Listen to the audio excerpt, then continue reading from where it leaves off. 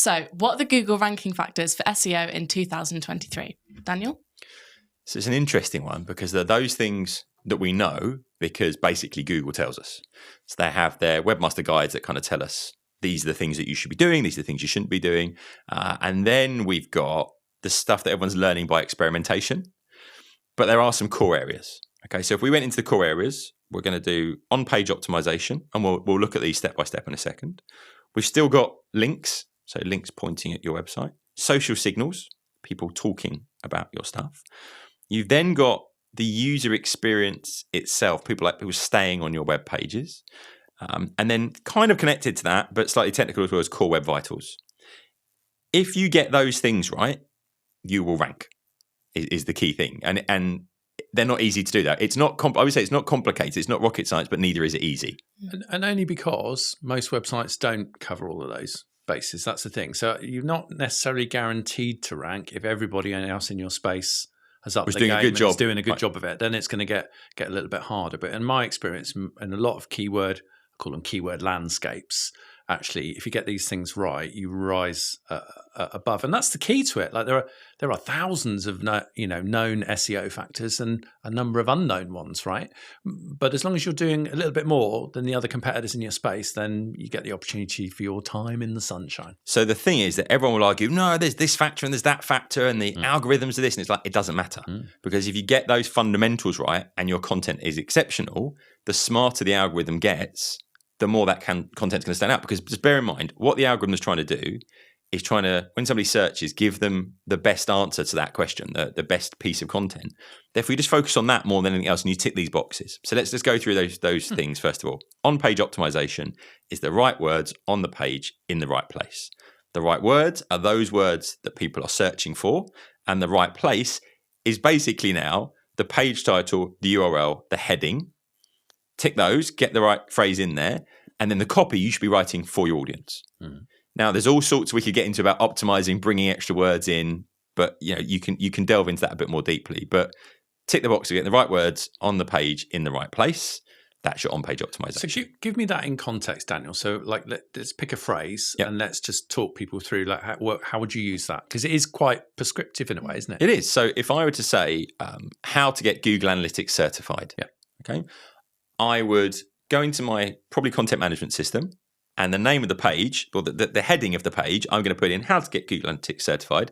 I'm probably going to add a hook as well, what's that? The hook is the whole thing of how do I encourage you to want to read this? How do I encourage you to want to click on it? So it might be your and 5 free resources, because that tells me it is what I want to get, and it kind of hooks me in. I put that's going to be in the heading on the page. Normally, the content management system is then going to make that the title, the thing that shows up in the tab on the page, and the URL, the actual website address as well. That normally automatically happens. If it doesn't, you can adjust it accordingly. But that's it. And then you write the content. You're maybe going to put subheadings in and so on, but that's your on-page optimization. Get that right. Next signal, links. This has been around for forever, but it's that thing of why would another website link through to your website? Because you've got something useful, interesting, entertaining, educational, whatever it might be. So you need to create content that is worth bothering to link through to. Rather than going, here's a 500 worth blog post, no one's going to bother. Who cares, right? So it's got to be really exceptional, interesting, engaging, funny, or something else. Or here's a blog post that we've over-optimized to try and game and search algorithm, but it reads terribly. That's not going to work. No one's going to link through to it. So it's that whole thing. I need to create something that's link-worthy. Those links need to come from trusted websites. So we can go off and you can use numerous tools that allow us to look at domain authority. It's normally a score out of 100. Do you trust this website? If I get links from high domain authority websites, it improves my domain authority, and it's going to basically make that website better trusted. Now, all of these things, there's a lot more complexity under the surface, but at a high level, links are going to be important. A small part of the algorithm is the social signals piece. How many people are talking about our stuff? They're tweeting it, they're discussing it in social media, and they're linking back to our website.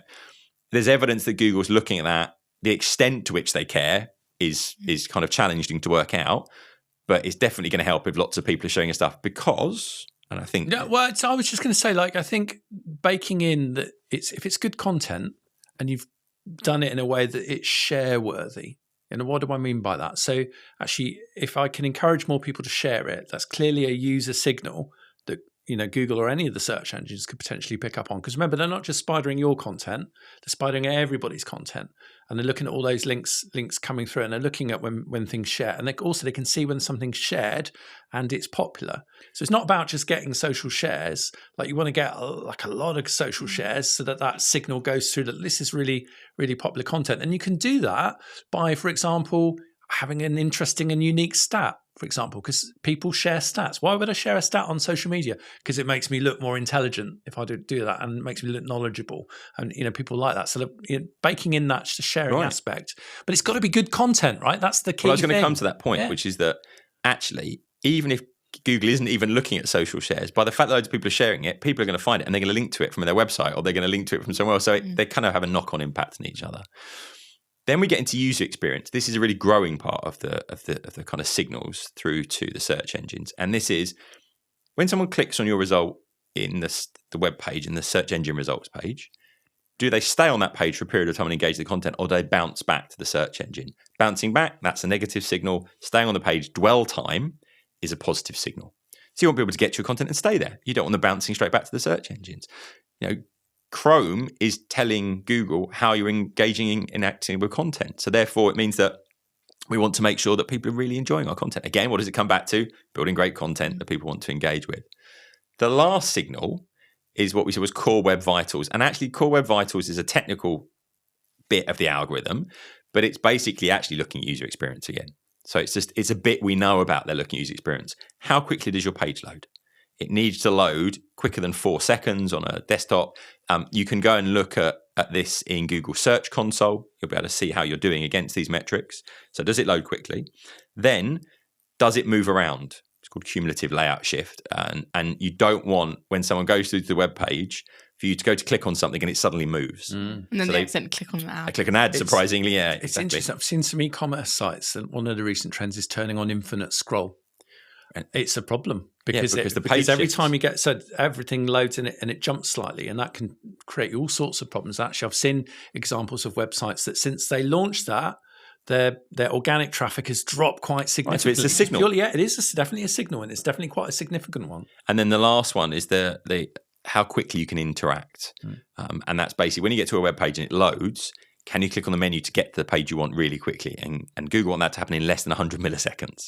So you need to look at what Google thinks. They are in a hurry. Yeah, right. That's it. And users are, right? We all know, this website's a bit slow. Yeah. Well, we don't get that. We just go, bye, I'm leaving. So those are the core signals. And if you get those signals right and you do a really good job with your content, that's the real caveat here, you will start to rank better. So go through, look at those, and those are the things that are going to make a difference. Just that example that you gave of just even optimizing for the title and the URL and the heading, like that very example, we played around with that, didn't we? Yeah. And actually that page, I have to check to see if it still does, but it ranks above Google's own answer. Yeah, Google's number 2, that's number 1. Yeah. So these do work. Yeah. You don't need huge teams. You don't need lots of money to do this. You need to understand your user, focus on those signals, and you will get good rankings. Please subscribe for more videos like this and visit targetinternet.com for more free digital marketing resources.